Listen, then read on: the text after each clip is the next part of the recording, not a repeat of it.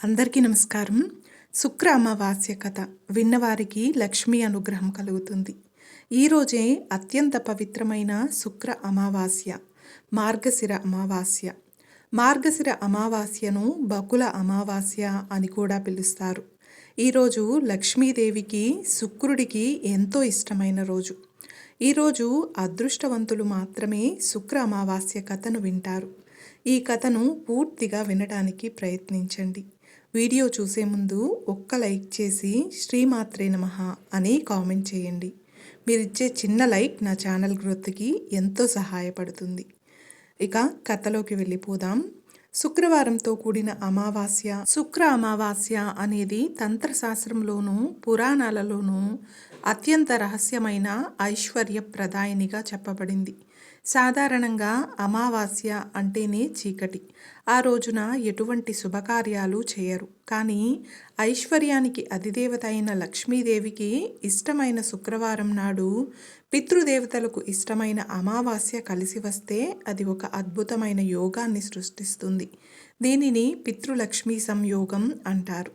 అయితే ఈ రోజు వెనుక ఉన్న ఒక ప్రాచీనమైన అరుదైన కథను ఇప్పుడు మనం సవివరంగా తెలుసుకుందాం. పూర్వం విదర్భ దేశంలో ధర్మదత్తుడు అనే బ్రాహ్మణుడు ఉండేవాడు. పేరుకు తగ్గట్టే అతను మహాధర్మాత్ముడు. ఎవరికీ హాని చేసేవాడు కాదు. కానీ అతని జీవితం మాత్రం కటిక దరిద్రంలో ఉండేది. ఉదయం లేస్తే రాత్రికి భోజనం దొరుకుతుందో లేదో తెలియని పరిస్థితి. రోజు అతని భార్యాపిల్లలు ఆకలితో అలమటించడం చూసి ధర్మదత్తుడు నిత్యం కుమిలిపోయేవాడు. నేను ఏం పాపం చేశాను? నిత్యం దైవనామ స్మరణ చేస్తాను కదా, అయినా లక్ష్మీదేవి నన్ను ఎందుకు కరుణించడం లేదు అని అతను బాధపడేవాడు. ఒకరోజు ఆ ఊరికి భార్గవ మహాముని అంటే శుక్రాచార్యుల వంశానికి చెందిన ఋషి ఒకరు వచ్చారు. ధర్మదత్తుడు ఆయనను కలిసి తన గోడును వెళ్ళబోసుకున్నాడు. స్వామి, నా ఇంట్లో లక్ష్మీదేవి ఒక్క క్షణం కూడా నిలబడడం లేదు. వచ్చిన ధనం వచ్చినట్లే మాయమవుతుంది. దీనికి కారణం ఏమిటి అని అడిగాడు. అప్పుడు భార్గవముని తన దివ్య దృష్టితో ధర్మదత్తుని ఇంటిని పరిశీలించి ఒక అవాక్కయ్యే నిజాన్ని బయటపెట్టాడు. ధర్మదత్త, నీ ఇంట్లోకి లక్ష్మీదేవి రావడానికి సిద్ధంగానే ఉంది. ఆమె బంగారు కలశాన్ని పట్టుకొని నీ గుమ్మం దగ్గర నిలబడి ఉంది.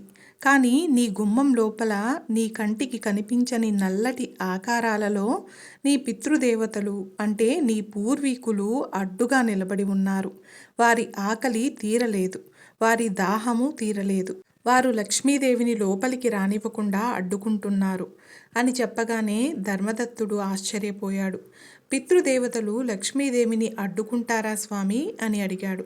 అప్పుడు ఋషి అసలు రహస్యాన్ని ఇలా వివరించాడు. అవును నాయనా, పితృదేవతలు అంటే మన వంశానికి మూలాధారం. వారు గాలి రూపంలో ఇంటి ద్వారబంధాల దగ్గర ఉంటారు.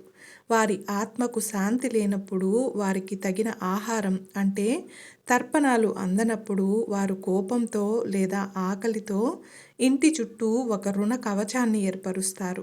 ఆ రుణ కవచాన్ని దాటి లక్ష్మీదేవి లోపలికి రాలేదు.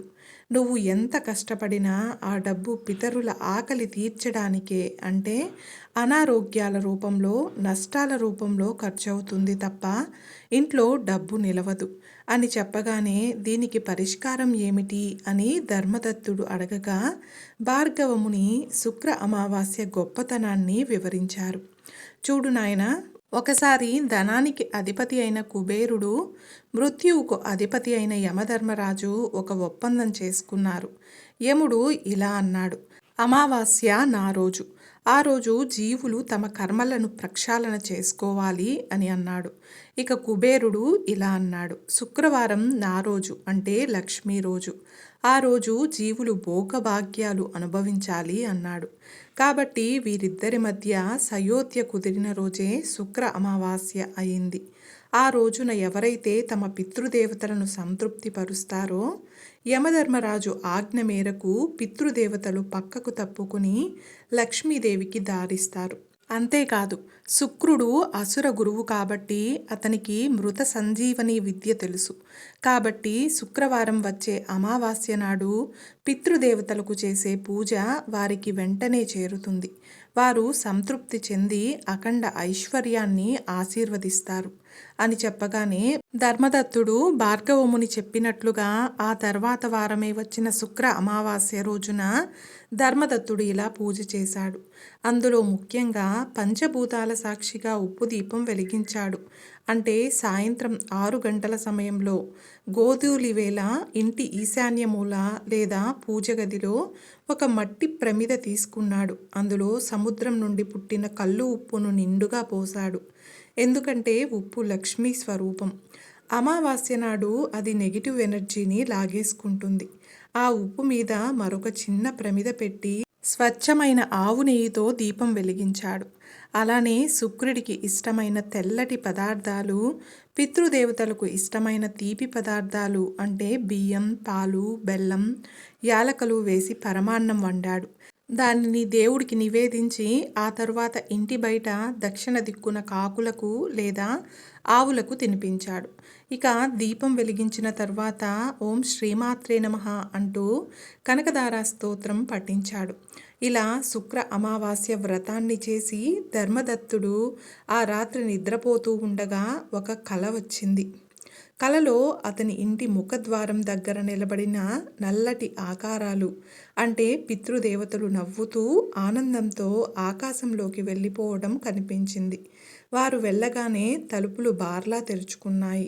బంగారు పట్టుచీర కట్టుకున్న ఒక స్త్రీ అంటే లక్ష్మీదేవి చేతిలో కలశంతో ధర్మదత్తుని ఇంట్లోకి అడుగుపెట్టింది.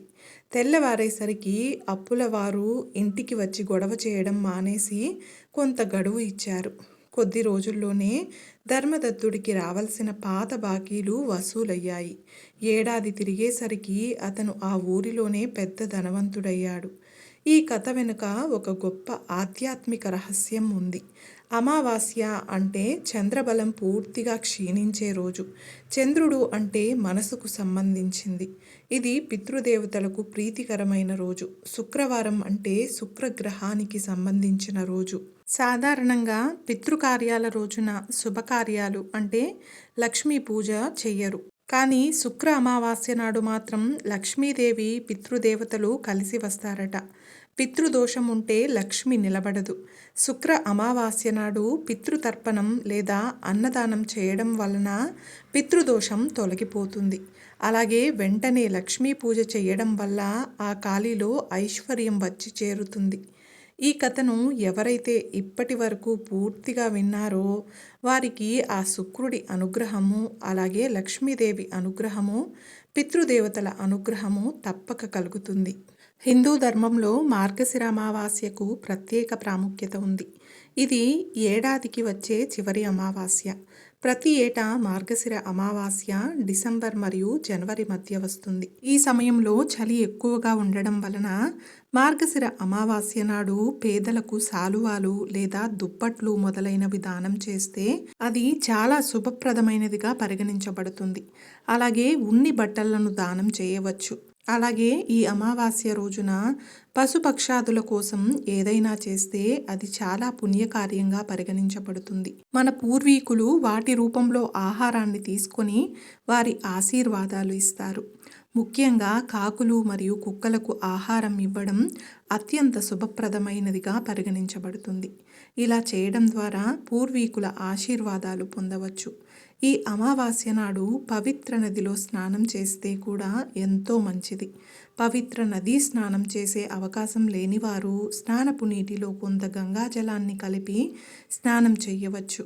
ఇది కూడా పవిత్రమైన నదీ స్నానంతో సమానమైనదిగా పరిగణించబడుతుంది. ఎవరికైనా పితృదోషం ఉన్నట్లయితే వారు నదీ స్నానం చేసిన తరువాత తర్పణాలు వదలడం వంటివి చేయవచ్చు. అమావాస్య నాడు సూర్యుడు, చంద్రుడు ఒకే రాశిలో ఉండడం విశేషం. ఈ రోజు దాన ధర్మాలు చేస్తే చాలా మంచి జరుగుతుంది. ముఖ్యంగా ఈ సంయోగం జరిగిన రోజు శ్రాద్ధ కర్మలు, తర్పణాలు వదలడం వంటి వాటిని చేస్తే చాలా చక్కటి ఫలితాలను పొందడానికి వీలవుతుంది. పూర్వీకుల అనుగ్రహంతో ఆనందంగా ఉండడానికి కూడా అవకాశం ఉంటుంది. అమావాస్య శుక్రవారం నాడు రావడం కూడా ఒక విశేషమే. శుక్రవారం నాడు లక్ష్మీదేవిని ఆరాధిస్తాము. శుక్రవారం నాడు లక్ష్మీదేవిని ఆరాధిస్తే డబ్బు, ఆనందం, సంపద కలిగి ఏ సమస్య లేకుండా ఉండవచ్చు. అలాగే ఈ రోజున దాన ధర్మాలు చేస్తే కూడా విశేష ఫలితాలను పొందడానికి వీలవుతుంది.